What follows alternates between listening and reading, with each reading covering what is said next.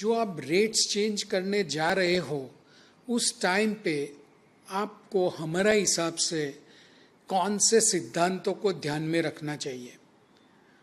उसमें हमने बताया था, लिख के दिया था कि सामान्य प्रजा को चीज़ों सस्ती मिले, खाने की चीज़ों सस्ती मिले, एग्रीकल्चर में खेडूतों को सब उनके इम्प्लीमेंट्स, फर्टिलाइजर, सीड्स वगैरह कम दाम में मिले, इस तरह से उनका रेट सब कम करने चाहिए।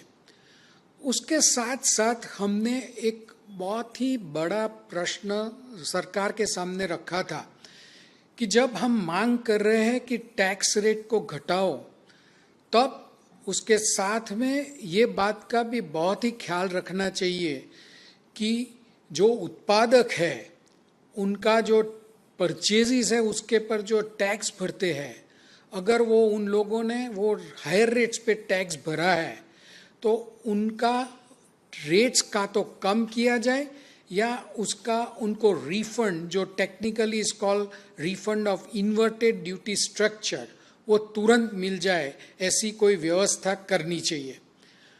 हमको लगता है कि गवर्नमेंट ने ये बात में भी ध्यान में रखी है और it is declared that the refund relating to inverted duty structure will be provisionally given to the extent of 90%. Rate को कम करने के साथ इन्वर्टेड ड्यूटी स्ट्रक्चर का रिफंड भी तुरंत देने का जो गवर्नमेंट ने तय किया है, that is a great relief for the dealers. This will not only be very helpful to the common man but will definitely boost economy, trade और इंडस्ट्री को भी साथ में बहुत ही लाभ होगा, क्योंकि if purchasing powers of the customer increases it leads to increase in trade and businesses. इस तरह से देखा जाए तो भले सरकार ने वेरा में कटौती की है, इकोनॉमी में इतना बढ़ावा होगा कि मेरे को लगता है कि there may not be any revenue losses which is being so called discussed by many. See, luxury के टैक्स पे वैसे आप देखो तो 28% से बढ़ के वो 40% परसेंटेज किया गया है, लेकिन one needs to keep in mind that at the same time the compensation cess is abolished.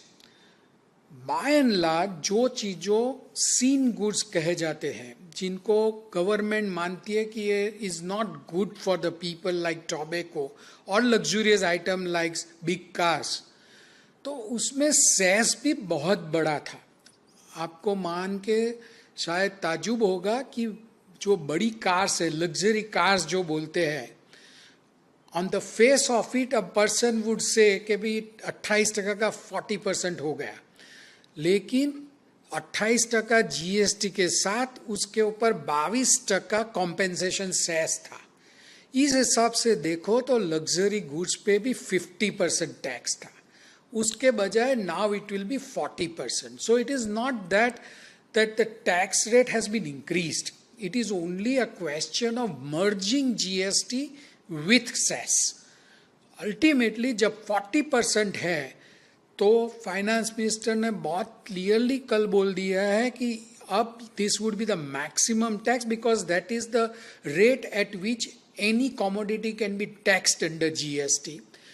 Finance minister ने बोल दिया है कि कॉम्पेंसेशन सेस सिवाय तम्बाकू और जो चीज़ें हैं तम्बाकू के लग सिगारेट्स वगैरह, जिसके ऊपर जब तक वो लोन रीपेमेंट नहीं होता है तब तक पुराने रेट्स 28% प्लस सेस चालू रहेगी, बाकी सभी चीज़ों पर से सेस निकाल दिया गया है।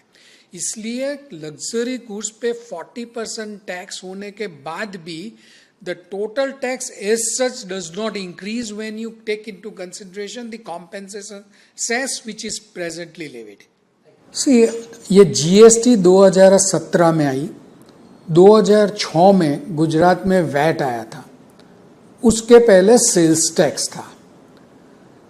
जब सेल्स टैक्स था, I am very much aware and if you look at the records, पहले राज्य की वार्षिक आवक from sales tax was around 10,000 crore per year.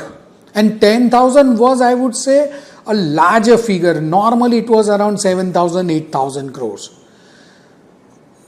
उस नज़रिए से जब आप आज का गुजरात देखो तो आज गुजरात की मासिक आवक from GST and VAT and electricity duty together is around 10,000 crore. So what we were earning per annum is what we are earning today per month. This itself, the figure shows the tremendous growth that Gujarat and the trade and industry of Gujarat has made. The growth is tremendous.